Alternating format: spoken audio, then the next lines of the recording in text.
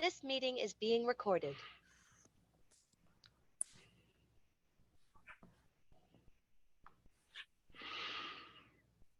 Good evening, gentlemen. We enter our 19th season as the Bigs, our 21st season as a league. We stand proud as men of honor, respect, friendship, and competition. I am honored to bring to you the 2023 State of the Bigs address. Tonight, I am humbled and thrilled to introduce the man for which we owe a debt for his creation and spawning this fraternity that we have. The man for which we all show faith to make the tough decisions when necessary. A three-time Bigs champion in 2006, 2019, and 2021. He is the truth. He is the reason. He is my roommate. And above all else, he is my best friend.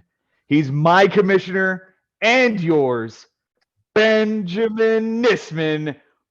Benny, how are we this evening?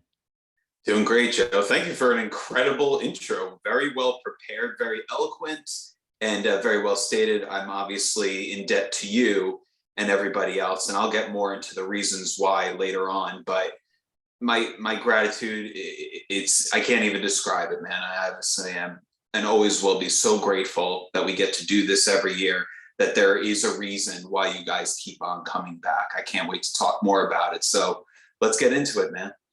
I'm going to go ahead and read your note for those of us who were not able to get to the league yet. We did launch just last night, Benji. Thank you so much for getting us up and running. We do have a draft date. All of that will come up later, but I'm going to read this here first, and some of it we'll get into in a minute. Welcome back, gentlemen, and welcome to the two newest participants in Adam and Henry. Thank you all for being a part of this. I can't show my gratitude enough for how hard you guys work to keep this thing going for as long as we have. The skill of everyone increases as the years go by, and we have certainly put together a group of great minds, hearts, and energy to make a free league the most competitive, most intense, and most realistic league it can be. I can't put into words my excitement, but I will try to on the podcast with Joe tonight. We have a good amount to discuss now that we have our 16. There is no message board on the app or Yahoo site any longer, unfortunately. But I will drop the link for the podcast on these notes, as well as anything else critical that needs addressing. I'm sure Yahoo can make that possible, but there are ways we can post it so that guys can be made aware of it and will be able to watch regularly. Draft date and time is pretty set, as it seems Sunday, March 26th is good for everyone. I will repeat that. That is Sunday, March 26th. If things come up or there are conflicts, please let him know immediately. Thank you all so much. And it's the Bigs. Benji, that's your opening statement on the league commissioner notes. That's literally the only spot we have left, guys. They're pushing the Yahoo chat feature in the app a lot. I don't know how much that's going to be something that anybody's really going to be up on. Ultimately, the best way for you guys to know that we upload content is to subscribe on YouTube, subscribe on your favorite streaming platform, ring the bell, get the notifications every time we upload. It's coming fast and furious this year. You guys are going to see a lot of stuff coming from us. Now, all of that housekeeping is out of the way.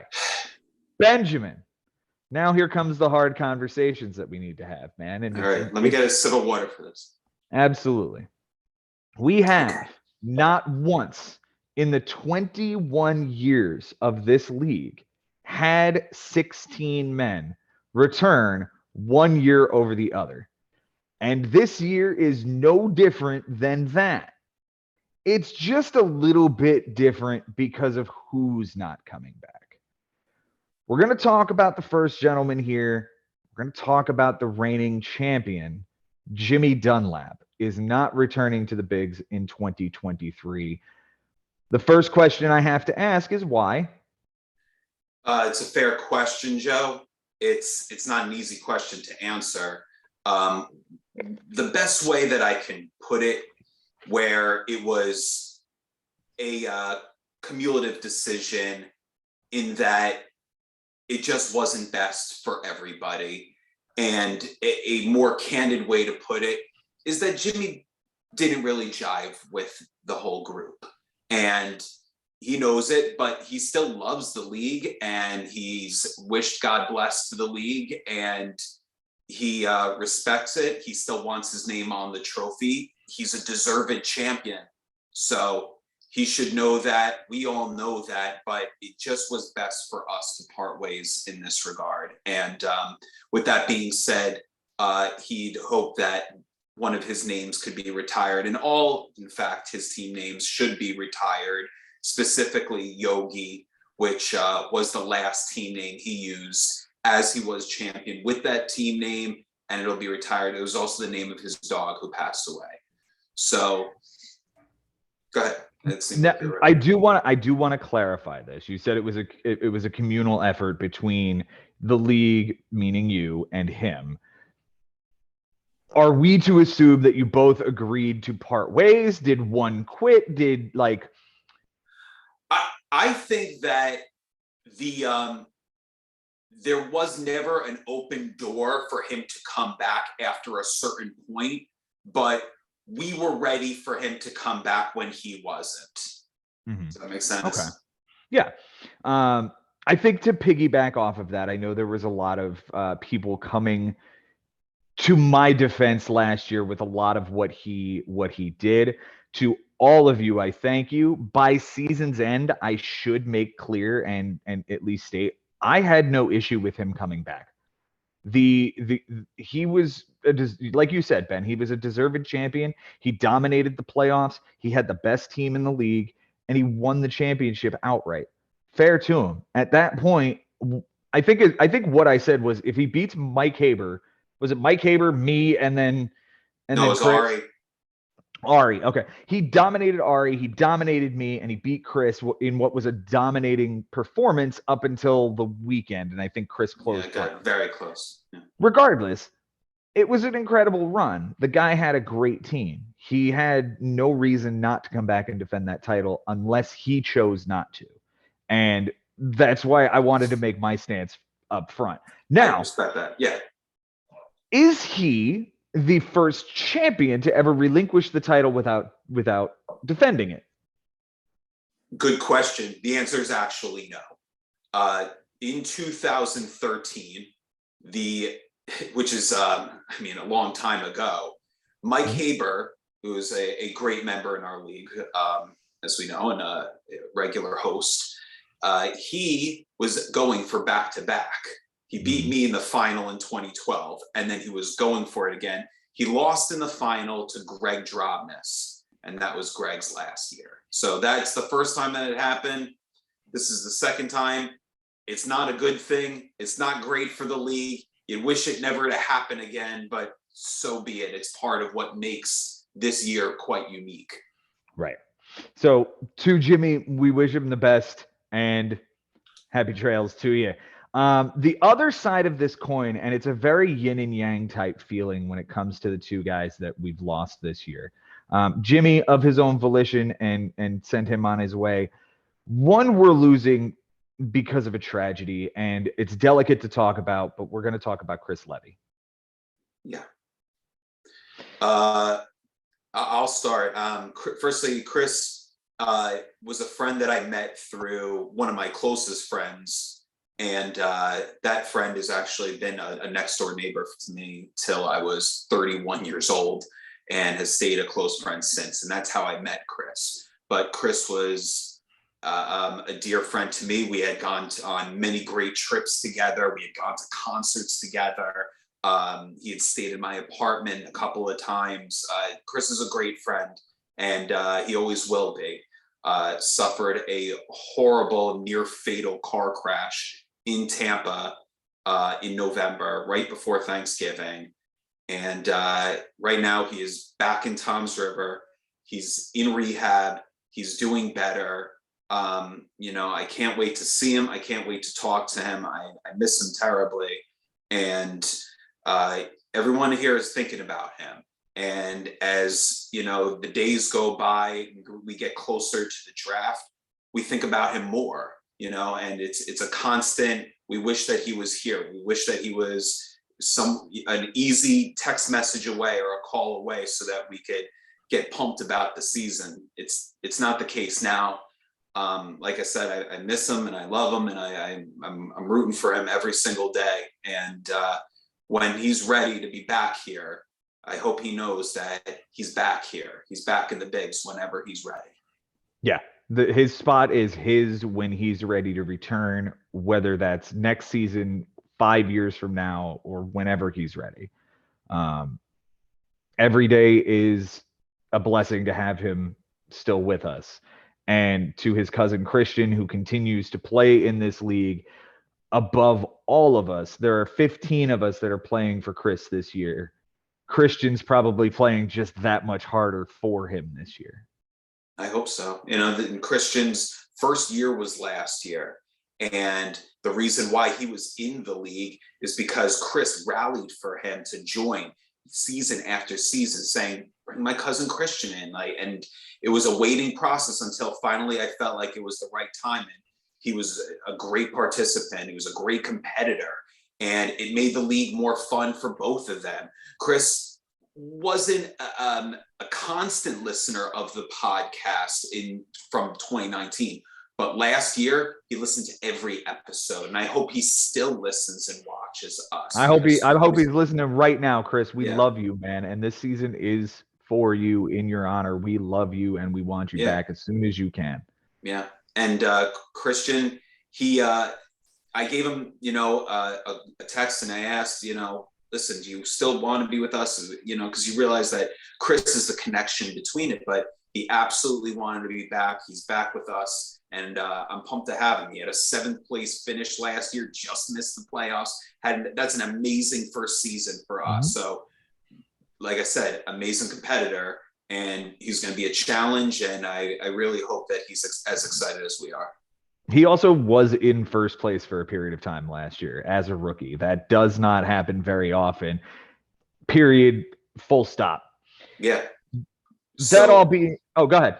Well, I was just, just to close it all out, unless you were going to say this, it's just that it's, I don't want to say anything, but insanely coincidental that the 2 people that aren't back next year are the 2 finalists from last year. There's something eerie about it. There's something very sad about it, weird.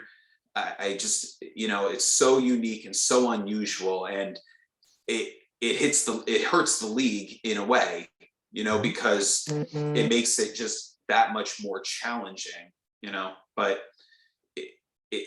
it's something that needed to happen, and it's unfortunate. And like I said, we're just hoping that the next 2 people in, can just fill those shoes well, and we can build on it.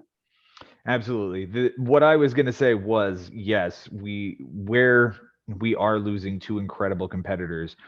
We're gaining 2 new members. Well, technically only 1 new member of the fraternity, as we do have a returning member. Let's move on here to the happy news. Let's talk about our returning member here, Adam Lowenstein. What do we have to say about Zangief's Mets, Ben?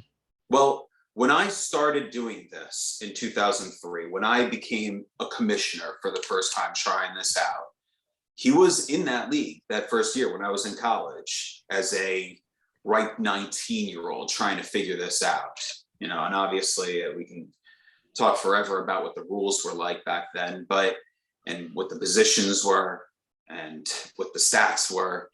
But so we've come a long way. But yeah, one thing I remember vividly about Adam in that first year is that he was extremely into this, and that we roomed together. So every single day we'd come home, from class, and then we'd turn on the computer, we'd look at the website, we'd look at both of our teams, we'd make our ads for the next day, because you had to make your moves from the day before. And we would play NHL on PlayStation 2, or I'd watch him kick ass in an NES game. This guy was a video game, maybe probably still is a video game whiz. I watched him beat Mega Man 2 in a number of hours. And I'm not sure how much you know about NES and Mega Man, but it's a really freaking hard game. And the dude just did it, you know, with no game genie or anything. It was really, really impressive. So I know he's competitive. I know he likes a challenge, and he's a big Mets fan, and has done fantasy sports in the past. He's a platinum fantasy status. So Yeah. That all being said, he's a guy that I'm really excited to have, because he's one of those guys that I think if he really just tries to, you know, get the feel of it and grind it out with us, he'll see why we're so into this. He'll get it. Yeah. You know, I remember Zangief's Mets back in 2005. I was not competitive that year. I think I finished somewhere in the middle, but he finished in 16th place in 2005. And I think that was the last time we saw him. So we're talking about a very lengthy absence, 16 or 17 years this has gone by. The pillar returns, and it's kind of fitting that we did lose your Uncle Barry last year after the end of the 2021 season. So we gain a pillar back after 1 year of a guy who was a founding member here. Right. So something to be said for that. Now, as for the other new member of the league, Ben, I do not want you to hate this guy because he's beautiful. Welcome your boy Henry Collins, man. Yeah, I do hate him because he's beautiful. But I will also say that I love him because he's a dear friend, one of my best friends from high school, homeroom, freshman year, sat right next to me. So that guy is a guy that I believe will want this. Once he is set in understanding how it all works, he's done the fantasy basketball thing, so he gets the day-to-day grind. And it's just going to take some time for Adam and for him to get in the groove. But once it happens, these are two guys that I swear by that at least one of them will reach out to me next season and say, I can't wait to come back. You know, and that's really what I'm hoping, is that there is just this, I realize it's a free league. I realize it's constant work. I'm checking this thing throughout the day, every day, waking up at 2 a.m. for Henry, waking up at 3 a.m. for Adam. If they decide to do that, it's not required, but it's a possibility when you start to get into it, you realize you want to have the first crack at all the players. But at the same time, I want them to say, you know what, this is a lot of work. It's more than a hobby. It feels like it's more of a hobby, but I can't wait to come back next year. This is a part of it. That's what happened to Costas. That's what happened to Brian Lebo. And these are guys that joined in 2020. So, and Frank in 2018 before that. 2019. 19, yeah, 19. Yeah, Bobby in 2018. Yeah, we have a lot of fairly young players. Right. Like Bobby's 4 full years. It seems like it's a lot, but it's not. And that was one thing I was going to hit on before we moved on from the departure of Chris and Jimmy, but this is a good time to fit it in here as well. Last year, you and I were discussing we were in Baltimore, and we were both getting our asses slammed in the semifinals, and we knew we weren't going to go to the finals, right? And we were just I think, as I remember, I was still hanging in there while we were watching that game. I was still in the lead, and then by the drive home, we were. It was pretty obvious it was over, right? A big hit happened. But what our general feeling was that for at least the last 3 years, and probably more like the last 5 or 6 years, it's been dominated predominantly by us, and to a lesser extent, Mike Haber and Uncle Barry and Ari were in there a lot. So it's good to see this new crop show up and have a finals of 2 dudes who've never been there before. So now with those 2 spots gone, well, guess what, guys? It's wide open like it never has been before. It is so wide open this year that I expect to see 4 guys who have never made the playoffs before make the playoffs this year. Yeah, but you'd hope so. I mean, that's what makes the league better, is that there's more parity in it. And I felt that because we had the final that we did last year, it's like, okay, this is like a new generation. This is you and I kind of stepping down as being in the front. Unfortunately, now we're kind of back at the front, right? You know, when you look at the trophy and you see Jimmy's name on there eventually, but the other five names, it's you and me. Exactly. So exactly. But that could be the catalyst toward an entire new frame where you don't see our names for years. And I certainly don't want that to happen. I need to get a new jersey. Like, this is number 4. I bought this after I won the 2020 season. I need a new one.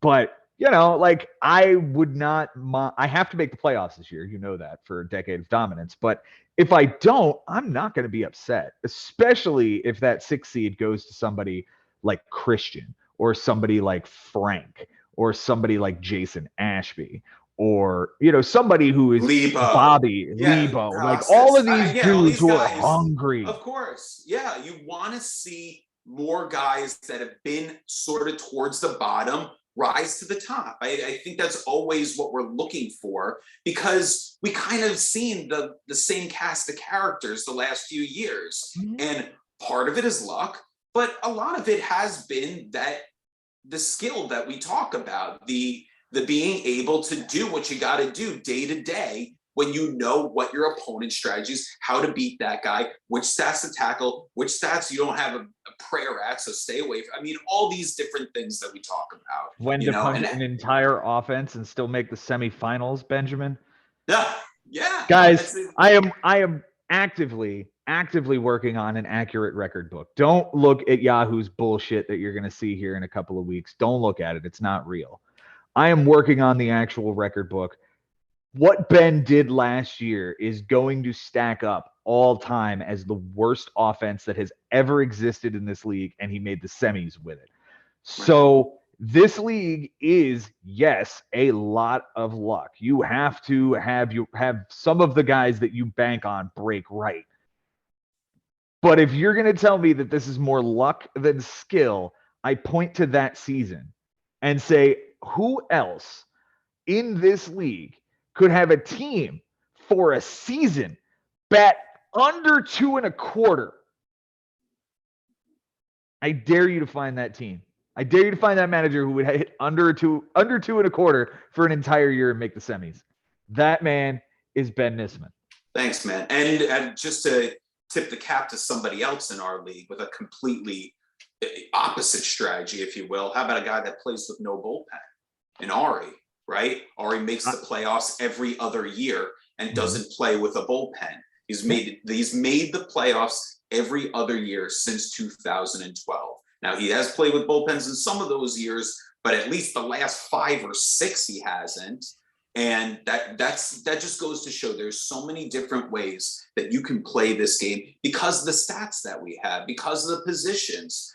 So there's the times where you're like, oh, I really need that shortstop. Like, I need a guy to fill that line today, and then other times, there's, what, it's just not worth it. I might need this guy that I'm dropping in a couple of weeks from now. So some guys are playing for the day, and it's understood. Some people are saying, it's a long season, so maybe I'm not ready to do that. There's so many ways that we can break this down, Joe. Absolutely, man. Everybody's got their own strategies, and that's the great thing that we know as veterans here, is that we've seen how other veterans play the game. And at this point, it's to a point now where I can start predicting who's going to get drafted based on the team that's coming up. Like, I know Mike Haber's going to be in on X, Y, and Z guys at this round because of things, right? I know Jason Ashby's not going to go after a certain dude because he doesn't like him.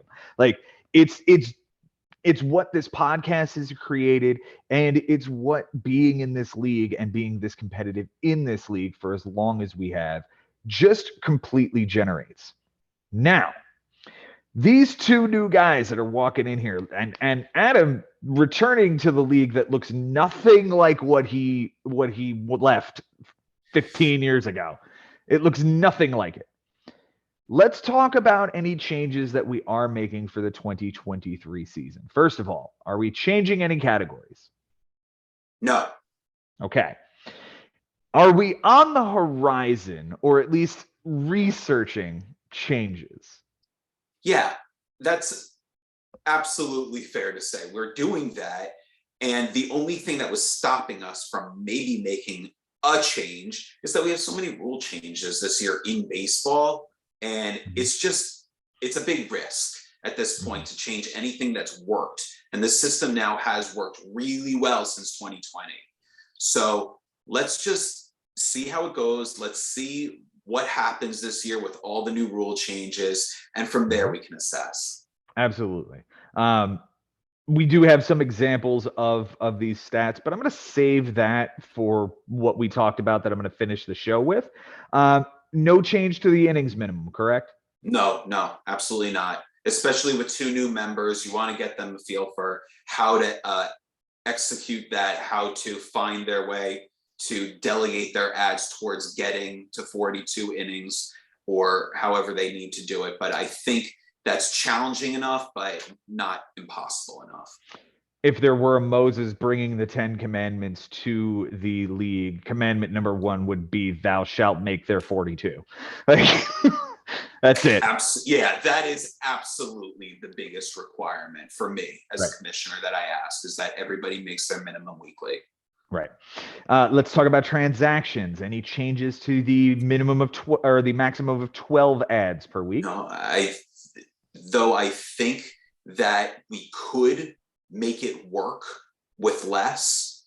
Again, I think because the season is so unique in its own way this year, we can keep it as such. And 12 has worked because of rainouts, because of injuries that all of a sudden happen, and of course the playoffs. And as we get closer to the playoffs, where guys are getting benched left and right because their teams are out of it, or they need to rest certain stars because the playoffs are coming. And then all of a sudden you don't have your superstar player because a team isn't starting him. So for those reasons, I think 12 has worked. We've done 12 since 2020 as we moved down each year. Of 2018 was 14, and then 2019 was 13. And since 2020 on, it's been 12 ads, and it's worked great.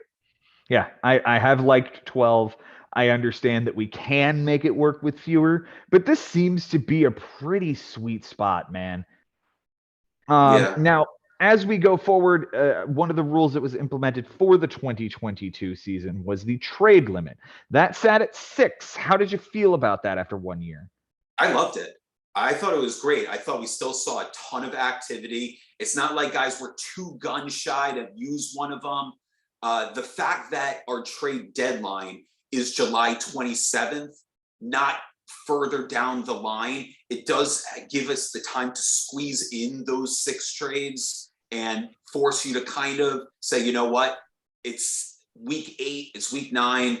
The deadline is probably what, Joe, like week 16? Week it's 17? usually just after the All-Star break, which would put it in week 16 or 17. Right. And it's usually a Wednesday in the middle of 1 week. So here, I want to put a pin specifically in the date of our trade deadline, and I want to bring that up here in a minute.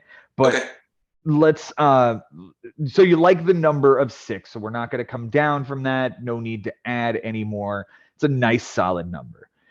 I do want to at least review for everyone the other rule that was implemented in 2022, which was the weekly trade deadline. Remember, last pitch Tuesday night to get your deals in to go in that week versus anything after last pitch is thrown Tuesday night goes through the following Monday. Correct. Absolutely. Okay. That's a confusing one, but that's not even a rule that Yahoo does. That it was something that was decided in 2020 and then going forward. So now, from now on, if you want your trade to affect for the rest of that matchup, the trade must be executed and agreed on by the 2 members before the last pitch is thrown Tuesday night. The only caveat I want to add to that is that it is not it has to be in the app through Yahoo by the time last pitch happened. None of this like, oh, we agreed to it, we talked and blah. No, it's in the app. And one other caveat on that, it's not a deal until it's on the board. It's not a deal until it's in the fucking app. Right? You don't nobody's sworn to a deal until they hit accept. And then once you hit accept, barring Ben Nisman, It's going through. Yes. And this also, it's the same thing for the long week as well. Now we're going to have to start on a Thursday. Yes. So it's a little bit weirder. You get a few more extra games against your opponent before you can let that go through. But I will let that one go through for the rest of the matchup if it's done before the Tuesday. So you get 5 days of basically battling Thursday, Friday, Saturday. Well, yes. Actually, closer to 5 6 full days and then a 6th day of Sixth baseball day, yeah. where you have to get it done before it's over. Right. So let's go back to that trade deadline situation that I told you to put a pin in. I do see that our trade deadline is about 2 or 3 days before the MLB trade deadline. And I do understand that Yahoo doesn't exactly make it easy to set a date and call it a day. But we as a league have already shown via the weekly deadline that we can all agree to something and allow the commissioner to enforce it as needed. If we're all in agreement, then there shouldn't be anything to enforce. Proposal. We set the deadline the day after the MLB deadline, but whatever it is in Yahoo is whatever it is. But we agree that the deadline, since it's July 31st is the deadline in MLB, our deadline is midnight, August 1st. That's a really good idea. I'd be for it. I kind of like it being earlier than the real deadline because our season is shorter than the real baseball season. So that's kind of where I was going with it. Obviously, August 13th is the next one that that Yahoo allows us to do. That's too far after the fact. But that's kind of how I saw it. Just the fact that we do have a shorter season than the baseball season, so therefore our deadline should be a little earlier as well. My concern, obviously, is that you make a deal in the bigs at our deadline, and 4 days later, the team makes a deal that completely fucks you over. Yeah, I feel like we should at least have it doesn't even have to be 24 hours. Like we could say the trade deadline is the trade deadline. And when MLB's trade deadline is kaput, so is the bigs. I'm open to that too, but then you'd have to react in real time on that day. And I think that that's maybe a little bit too far. So I'm willing to give it 24 hours. I'm willing to say, let's do a 24-hour thing. I'm just going to look at a calendar to see what days of the week I'm actually talking about here with the 31st and 1st of August. So we are talking about a Monday and a Tuesday, so it actually does kind of work out. Let's just say the trade deadline is that Tuesday. It's a possibility. Last pitch Tuesday.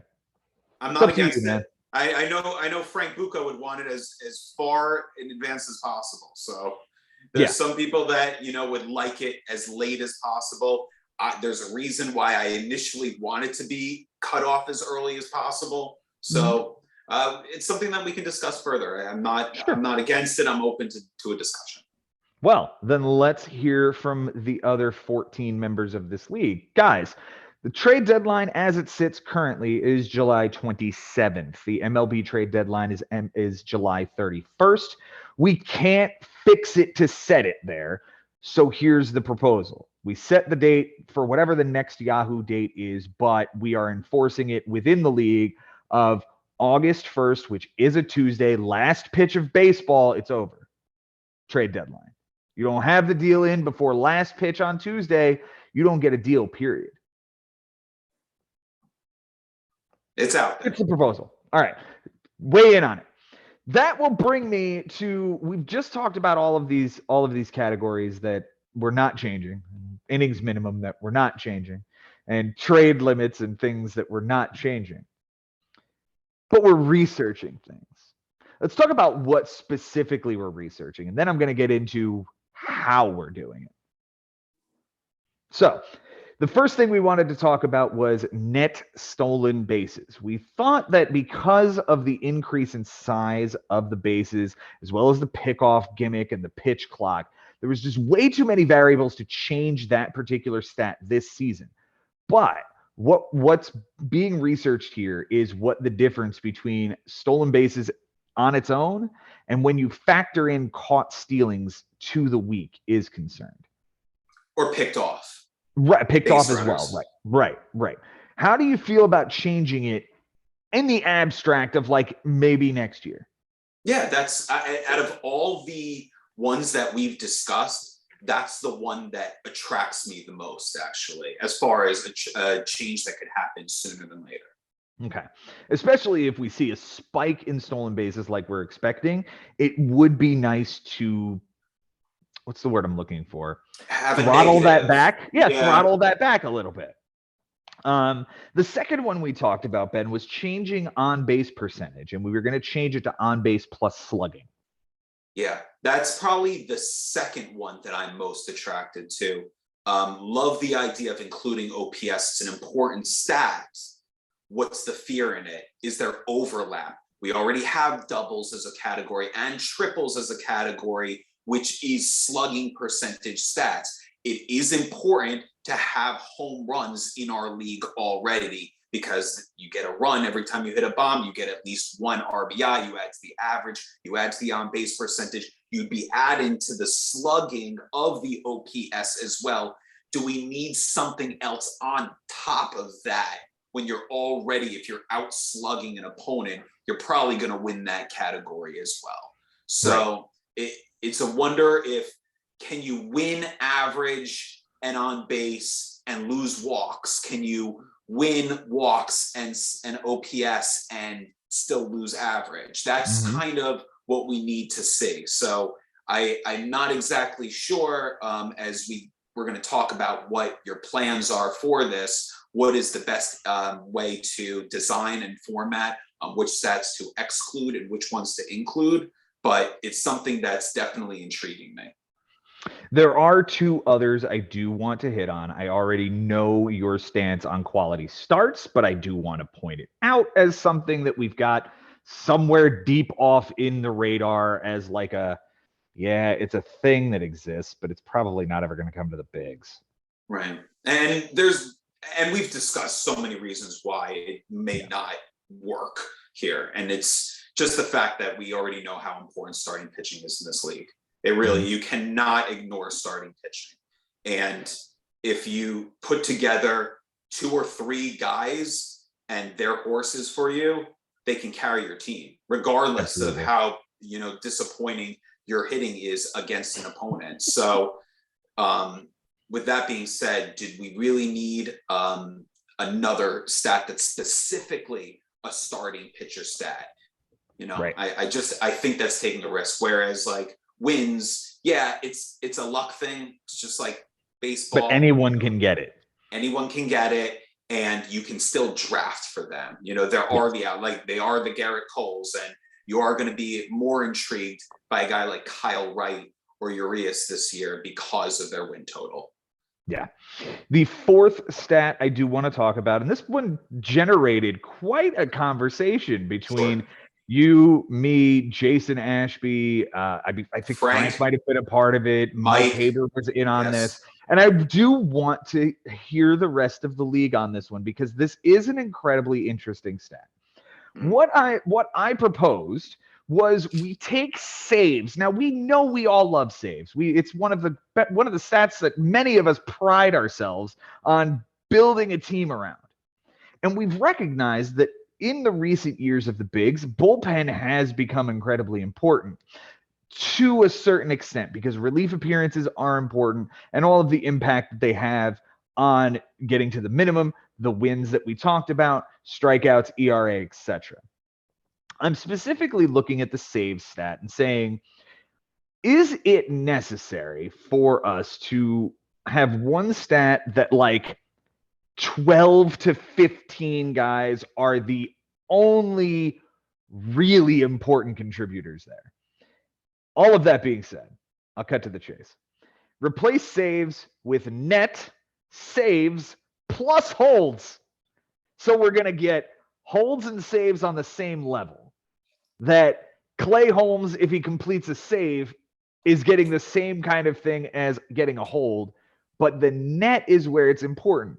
You blow a save, you go down 1. You blow a hold, you go down 1 on top of the L and probably the walks or homers you gave up to make it happen. Mm-hmm. ERA and WHIP as well. Exactly. We went, I think it was a good at least first 15 to 20 minutes on the topic, going back and forth between all of us, weighing in on it. And I think what we said was we don't like the idea of expanding the pool of guys who will contribute to this particular stat. Is that right? Yeah, that's a good way of putting it. The fact that we use relievers in such a way that we go for a guy for a relief appearance, but we're not married to him. Maybe you hold him for a second day. You think he's going to come in 2 days in a row, but you're in general probably going to drop him at some point. What is this doing? This is helping free agency, right? There's kind of like a cycle that goes in and out of these players. Once you add a stat where we are actually putting these types of pitchers on the same level, there's really not as much use of dropping them. There really could be mainstays. And I always preferred that the fact that this guy like a Jansen or a Presley does have more value than Rafael Montero is a great example, right? Or Matt Barnes, guys on the same teams as the guys we're talking about here, right? Now, at the same time, haven't we seen that these kinds of guys are still going to be drafted? Because I'm not so sure if this guy is going to close the game. Let me get the other guy, and we've seen guys try to get both of those guys when they draft, just so they can make sure that they get it. I think there's a strategy there that. Yeah, we've seen it. We've seen a dude go with all 3 of the dudes in Tampa. Right. And when you know that there's a closer by committee in a certain situation, that's what you try to strategize around. So I do think when you add a stat like net saves plus holds, you kind of shrink in the strategy because everyone becomes almost equally important at this point. Are you more excited just by net saves? Oh, just the fact that if he blows one, it goes down. You lose one. A little bit more because you generally don't look at a guy and say, maybe I would have in 2019, 2021 with Edwin Diaz. But in general, you don't look at a guy and say, I'm going to stay away from this closer because he blows a lot of saves. It's not going to preclude you from going after that. So I would say definitely more so than adding something like a holds to our league. I would be okay with the net saves. That's a possibility. Okay. Well, that does beg the question. We're talking about all of these stats and we're saying that we're going to research them. Well, how do you research stats over a season? Well, you play in a league with those stats. And how do you play in a league with those stats? Well, guess what, guys? I created a sub-league. Now, a couple caveats with this thing first and foremost. Number one, I looked at all of the reasons that the bigs are important. And I tried to eliminate anything that would make this particular league any more of a priority than the bigs. So, my first thing I did was I thought, what is the most important thing that we look at day to day? We worry about our bench. We worry about swapping guys in and out. We worry about streaming pitchers. We worry about all of these moves that we're going to do. But it more has to do with I'm flopping guys off of my bench. Well, we ain't got a bench in this league. There's no bench. We're starting 9 starters, and then I'm adding a corner, middle, and 2 more outfields, and then I'm adding a relief pitcher spot as the 2 starters. So you still have all 26, but everybody's in the lineup every day. Yeah. You don't have to worry about matchups. You don't have to make day-to-day decisions besides your ads for this league. Right. Now, as far as categories are concerned, it did balance at 11 and 11. I took all of the categories that we just talked about. Net stolen bases, OPS, net saves plus holds, but I'm willing to knock it down to just net saves at this point, and quality starts, and I put them in the league along with what we already had. runs, doubles, triples, homers, RBIs, walks, strikeouts, average, innings, wins, losses, everything. It's 22 categories. It's still head to head, and it's going to be 12 teams. And if I can get 12 teams to commit to at least 3 seasons, I'll make it a keeper league. But for right now, it's just a gladiator league because we have no bench. So I have 6 signed up. 5 of them are current Bigs members. Benjamin, I'll have you know that the 6th one is not a Bigs member, but he wants back into the Bigs and said, if this is a way to get back in the Bigs, I'm in. All right. Well, this is like the minor league to the Bigs, if you will, I guess we'll call it. So I'm happy to join as well. I'll definitely do my best to compete as I strive to win our league and have to make daily moves and certain decisions day to day. And while I'm on that subject, and this is something that I want to talk about too, Sure. the new guys in general. Now, you got to remember, Joe, 2 guys from last year joined, 2 guys from this year joined. A quarter of the league are new guys from the last 2 years. Mm-hmm. I mean, and that's 2 guys crazy. joined in 2020. That's right. That's right. And 1 in 2019 and 1 in 2018. So Well, there you go. That's half the league. Yeah. Right. So, but that's good. That's a good thing. Yeah. You know, it just means that we're getting more personality. So, and guys that we truly believe in, you know. So what I wanted to say about this, because it has come up, and 5 managers have done it, including myself. At least 4 others. And that's that this happens sometimes in the league where you line up to add a player and then you line up who you're dropping and then you actually push the guy push the button and the guy's gone and you didn't mean to drop that particular guy, or, you know, you were just looking at it and it happened. So you weren't sure yet. If that happens and you drop the wrong guy or you made the wrong switch and then you didn't mean to drop somebody, all you have to do is text me. All you have to do is reach out to me immediately. It's not like that guy is now gone and you're screwed because that happened. This is a league of distinguished, extraordinary gentlemen. And this is a gentleman's game. And we want, and I, for one, most importantly, it's so critical for me to always have a legitimate season. And I want a legitimate champion. And I do not want an accident or a mistake or a slip of the finger to be the reason why somebody else has Pete Alonso now, or somebody else that's big because, you know, you meant to drop somebody else. Mm-hmm. Mistakes happen, especially on a phone now. It's a lot easier on a computer to make the decision, you know, like I've fat fingered it at least twice, you know, and accidentally dropped the wrong guy. So that's just an accident. It's a mistake. They happen. Don't let it be the decider. You reach out to me and you tell me who you wanted to drop instead, and I will make that switch and I'll put that guy right back on your team. So that's just something I just wanted to say, because I think that that's something that not everyone necessarily knew, but it has come to me, you know, hey, I meant to drop this guy instead. No problem. Tell me who you meant to, you know, tell me who you dropped, you know, but, you know, whatever. And then I'll make the switch. And some people have not come to me because they just thought, you know what, I'm screwed. Like, that's just I made the mistake. Goes. Oops. Yeah. Right. Rosetta with Pete Alonso is the biggest example of that. Right. Exactly. And someone else, you know, said like, hey, is it cool to put in a claim on this guy? And I said, wait a minute. Let me reach out to Mike before the games even start. Mm-hmm. And it turned out that it was an accident. It was a mistake. Made that switch, and he had Pete Alonso before the first pitches even took place on that day. No harm done. Right. So, you know, I just wanted that known, because like, I don't want everyone to think like that this is just like, you make a mistake, you're screwed, you know? Like, this is not like nut cutting league. We're not going to hold you down, you know? Right. But however, at the same time is discussing a trade, agreeing to a trade. We look at the trade. Have we had vetoed trades before? We have. We fortunately didn't have any last year. So that's because, you know, everything seemed like it, you know, it was really done in the good nature of the bigs, that there wasn't really someone that really didn't know what was going on and didn't really understand what the value is of certain players. We were all good last year, and it was really nice. It was a really, really perfect season.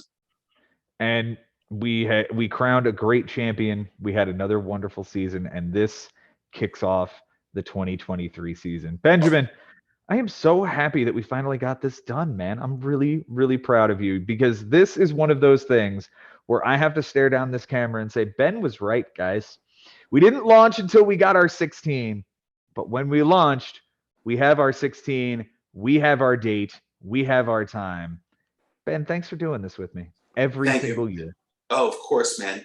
It's always a pleasure and a privilege to do it with you. And I want to thank you for being patient and appreciating the process. And that I know it's easy to get anxious. It's easy to just, you want to get that first sugar. You want it to just happen no matter what.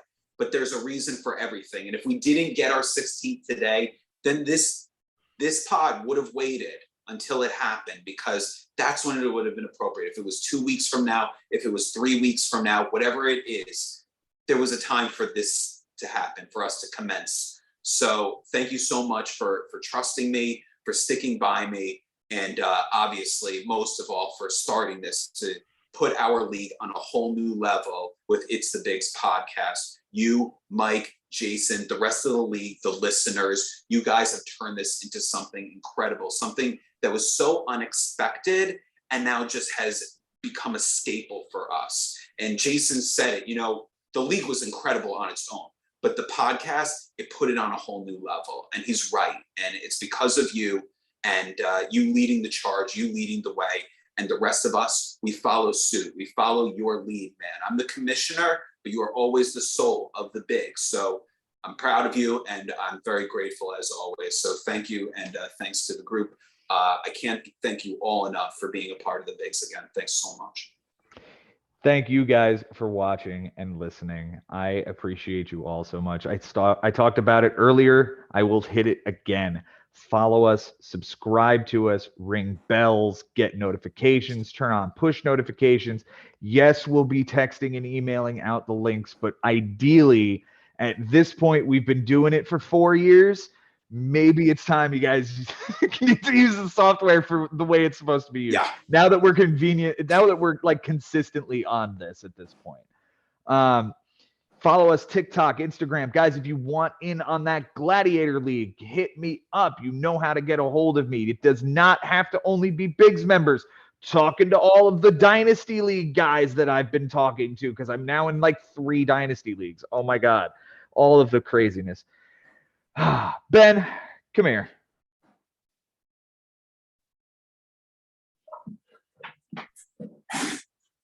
Oh, come on. Until next time, guys, it's been real, it's been fun, and it is always real fun in the Bigs. But I have to show you this. We'll see you guys next time.